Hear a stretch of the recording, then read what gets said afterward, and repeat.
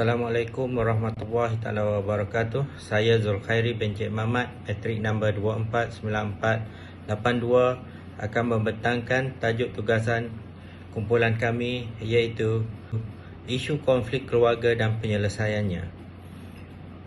Assignment ini disediakan oleh Rahmat Azizul bin Zakaria, matrik nombor 201743, Zulkhairi bin Cik Mamat 249482 dan Jaga Daswari, anak perempuan Parameswaran. Isu konflik keluarga dan penyelesaiannya. Yang pertama, bagaimanakah isu ini boleh terjadi? Latar belakang isu yang kami pilih ini terjadi apabila ahli keluarga yang mempunyai pandangan yang berbeza, malah bertentangan di antara satu sama lain akan menimbulkan ketegangan. Dalam sesetengah kes, konflik boleh timbul akibat salah faham dan tafsiran yang salah yang dibuat oleh ahli keluarga. Perdebatan dan kebencian boleh timbul daripada konflik yang tidak dapat diselesaikan secara aman. Dalam setiap keluarga, pasti ada pertengkaran dari semasa ke semasa. Konflik yang berterusan boleh menyebabkan ketegangan dan menjejaskan hubungan sesama manusia, iaitu ahli keluarga. Sesetengah orang sukar untuk mengawal emosi mereka dan akhirnya akan menyakiti antara satu sama lain, akan bertindak secara agresif ataupun ganas dalam tindakan mereka. Untuk membolehkan ahli keluarga mencapai persetujuan secara aman adalah penting untuk berkomunikasi secara positif. Dalam kebanyakan kes, ini bermakna semua orang kena bersetuju atau bersetuju untuk tidak bersetuju dengan kenyataan ataupun fakta yang ada. Dan ada kalanya perasaan yang kuat atau ketidakseimbangan kekuatan dalam perhubungan tidak dapat diselesaikan tanpa kaunseling. Di antara penyebab umum konflik keluarga ini berlaku adalah perjalanan sesebuah keluarga boleh membawa kepada perselisihan faham di pelbagai peringkat. Ini termasuk kedatangan kehidupan manusia yang baru, kelahiran zuriat tambahan, seorang anak muda yang bakal memulakan alam persekolahan. Apabila kanak-kanak membesar, dia menjadi remaja, dan apabila remaja menjadi dewasa, membesar dan menjadi ahli dewasa. Tekanan dan konflik boleh timbul dalam pelbagai cara yang berbeza pada setiap peringkat. Perubahan dalam keadaan keluarga juga boleh membawa kepada konflik dalam keluarga. Akibatnya, perkara-perkara ini pasti akan berlaku, iaitu yang pertama, perceraian atau perpisahan di kalangan suami isteri, perpindahan ke lokasi baru sama ada bandar ataupun negara baru, perjalanan jauh ke tempat kerja, pergi dari satu negeri ke negeri yang lain untuk menyelesaikan kerja, dan peralihan dalam keadaan kewangan seseorang boleh membawa kepada konflik dalam keluarga. Bagaimana kita hendak mengenal pasti masalah? Menurut kajian kes yang dijalankan pada 2018 oleh pensyarah dari Kolej Universiti Islam Antarabangsa Selangor membawa tajuk Faktor Konflik dalam Negeri dan Kaedah Menghadapinya, pendekatan kajian literatur sistematik mendapati hasil carian mendapati 11 artikel berkaitan faktor konflik dalam rumah tangga dan kaedah mengatasinya. Berapa faktor luaran dan dalaman didapati dalam dapatan artikel tersebut yang menjadi punca konflik rumah tangga. Untuk menyelesaikan konflik ini, individu, perantara dan pihak berkuasa mesti terlibat. Penyelidikan terhadap penemuan mereka akan membantu mengurangkan konflik rumah tangga dan akhirnya boleh membawa kepada perpecahan struktur sosial keluarga. Menurut daripada kajian yang dijalankan itu, terdapat 11 jenis artikel yang berkaitan faktor-faktor konflik dalam keluarga. Saya akan rumuskan berkenaan dengan 11 konflik yang didapati dalam artikel itu yang dipecahkan, iaitu daripada penyelidikan ilmiah, artikel, prosiding jurnal dan lain-lain bentuk penerbitan ilmiah. Semuanya termasuk dalam artikel yang disenaraikan di dalam jadual 1. Kedua-dua faktor dalaman dan luaran dikatakan memainkan peranan yang penting dalam kewujudan masalah dalam rumah tangga ataupun keganasan rumah tangga. isu ekonomi, isu seksual, campur tangan pihak ketiga, status kesihatan dan isu sosial, semuanya menjadi faktor luaran untuk berlakunya pergaduhan keluarga. Manakala kejahilan dalam agama, emosi yang tidak stabil, cemburu dan pandangan yang berbeza, semuanya disebut sebagai punca dalaman. Antaranya punca dalaman dan komunikasi serta kecuaian.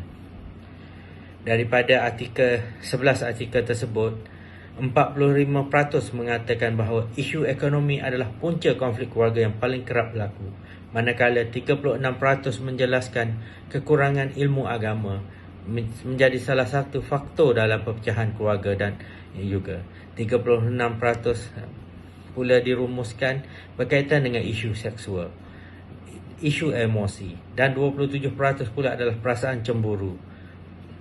Sudut pandangan yang berbeza adalah punca konflik yang paling biasa berlaku di antara yang menjadi masalah dalam keluarga. Konflik luaran yang paling biasa berlaku adalah kekurangan pengetahuan terhadap agama dan masalah emosi.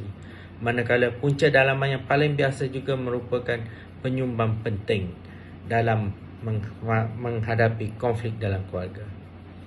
Sekian, saya pas kepada sahabat saya untuk membentangkan perbentangan ini seterusnya. Terima kasih. Assalamualaikum dan selamat petang. Saya Rahmat Azizul bin Zakaria, nombor metrik 201743, akan membentangkan mengenai kesan isu terpilih terhadap masyarakat tempatan atau global antarabangsa. Yang pertama ialah kesihatan pasangan boleh terjejas oleh konflik. Simptom tekanan yang biasa adalah peningkatan tekanan darah yang boleh menyebabkan penyakit jantung. Penyakit kronik boleh membawa maut, jadi merawatnya dengan betul adalah penting. Kesan yang kedua ialah kesan kepada kanak-kanak. Apabila ibu bapa terlibat dalam konflik rumah tangga, anak-anak mereka yang sering menanggungnya. Sudah tentu jika ibu bapa tidak mendapatnya, anak-anak perlu membayar harganya. Yang ketiga, sukar untuk anak-anak mendapat perhatian yang mereka perlukan jika ibu bapa mereka sentiasa berselisih. Mereka tidak dapat mengambil bahagian dalam hobi biasa. Sebagai contoh, ibu bapa yang berkonflik tidak mungkin pergi berjalan-jalan atau berkelah dengan anak-anak mereka. Kesejahteraan kanak-kanak menderita apabila ibu bapa mereka sentiasa berada di dalam konflik. Ini disebabkan oleh fakta bahawa kanak-kanak percaya mereka dinafikan hak asasi manusia untuk disayangi dan diberi perhatian. Kesan yang keempat ialah kesan negatif terhadap perhubungan dalam keluarga. Ini bukan bahan ketawa. Oleh itu, suami dan isteri tidak boleh menganggap bahawa hanya mereka yang terjejas oleh apa yang berlaku. Keluarga sering campur tangan apabila berlaku perselisihan faham antara suami dan isteri. Minat anak-anak hampir selalu diutamakan oleh ibu bapa. Keadaan yang saling menyalahkan memburukkan keadaan ini. Ini mengakibatkan hubungan yang tegang antara keluarga. Okey, seterusnya. Memburukkan keadaan untuk kita yang lain secara keseluruhan. Sebagai sandaran, idea bahawa masyarakat yang aman boleh dicapai dengan memupuk keluarga bahagia sering digunakan. Akibatnya, jika keadaan keluarga tidak bahagia, ia akan memberi kesan kepada seluruh masyarakat. Anak-anak yang terabai akibat konflik ibu bapa menyumbang kepada masalah sosial. Terdapat perkaitan antara masalah sosial kanak-kanak seperti mak rempit dan kaki lepak dengan keadaan keluarga mereka yang tidak senang. Dalam usaha untuk melupakan perasaan dan masalah keluarga mereka pada masa lalu, mereka mencari cara lain untuk mengatasinya. Seterusnya ialah keberkesanan di tempat kerja. Pasangan yang menghadapi masalah menunjukkan prestasi yang lebih teruk. Majikan menderita akibat ini. Pertimbangkan kemungkinan bahawa suami isteri yang punya masalah perkahwinan akan membawa isu tersebut ke tempat kerja. Prestasi pekerja yang setia mungkin terjejas akibat krisis dalam keluarga, jadi jangan terkejut jika ini berlaku. Yang terakhir ialah akibat negatif kepada negara. Apabila konflik keluarga boleh memberi kesan negatif terhadap keselamatan negara, nampaknya seperti kesimpulan yang tidak logik. Terdapat pegawai kerajaan dan kaki tangan agensi swasta sanggup mengambil rasuah untuk mendapatkan lebih banyak wang semata-mata untuk memenuhi keperluan keluarga sehingga berlaku konflik rumah tangga berpunca bermasalah kewangan. Kita sedar bahawa rasuah berpotensi memudaratkan negara dan menjejaskan keselamatannya. Sekian. Hai semua, nama saya Jagariswari, anak perempuan Parameswara. Nombor matrik saya ialah 267684. Saya ingin menerangkan tentang pengenalan pastian dan perbincangan jenis atau fasa pendekatan rundingan. Setelah kami berbincang dengan semua ahli kumpulan kami telah membuat keputusan untuk mencadangkan jalan penyelesaian untuk kes-kes yang menyebabkan berlakunya konflik keluarga. Yang pertama sekali, bersetuju untuk berunding. Biasanya dorongan mara pertama kita adalah untuk menekankan bahawa kita betul dan memenangi ujar dengan apa jua keadaan. Mencari penyelesaian yang damai boleh menjadi sukar, jika tidak mustahil juga ia boleh menyebabkan kedua-dua pihak tetap berpegangan teguh kepada senjata. Ini membantu jika semua orang memutuskan sebagai keluarga untuk cuba mendengar dan berunding. Cadangan yang merangkumi ialah selesaikan jika isu itu wajar diperjuangkan, cuba asingkan masalah dari orang itu, cuba untuk menenangkan diri terlebih dahulu jika anda merasa terlalu marah untuk bercakap dengan tenang. Perlu diingati bahawa ideanya adalah untuk menyelesaikan konflik, bukannya memenangkan hujah. Ini bahawa pihak lain tidak berkewajipan untuk selalu bersetuju dengan anda mengenai dengan semua perkara. Tentukan masalah dan ikuti topik berikut. Hormati pandangan orang lain, bercakap dengan jelas dan munasabah, cuba cari titik persamaan dan juga bersetuju untuk tidak bersetuju. Yang kedua pula, cuba dengar. Konflik ini boleh meningkatkan apabila orang yang terlibat terlalu marah untuk saling mendengar. Kesefahaman menimbulkan hujah. Cadangan ini merangkumi kepada cuba bertenang, cuba ketepikan emosi, jangan mengganggu orang lain, dengarkan secara aktif apa yang mereka katakan dan maksudnya. Pastikan anda memahami dan mengemukakan soalan. Sampaikan cerita anda dengan jelas dan jujur. Menahan keinginan untuk mengemukakan masalah lain yang tidak dapat diselesaikan tetapi tidak berkaitan. Selain itu, yang ketiga ialah bekerja sebagai satu pasukan. Setelah kedua-dua pihak memahami pandangan dan perasaan yang lain, anda dapat menyelesaikan bersama. Cadangan merangkumi, dapatkan beberapa penyelesaian yang anda boleh buat. Bersedia untuk berkompromi. Pastikan semua orang memahami penyelesaian yang dipilih dengan jelas dan juga tuliskan sebagai kontrak jika perlu. Yang keempat ialah mendapatkan nasihat profesional. Terdapat perkhidmatan yang tersedia untuk membantu ahli keluarga menyelesaikan masalah konflik yang sukar. Dapatkan nasihat profesional jika anda fikir anda memerlukan bantuan. Sebagai contoh, Lembaga Penduduk dan Pembangunan Keluarga Negara LPPKN menyediakan perkhidmatan kaunseling secara percuma.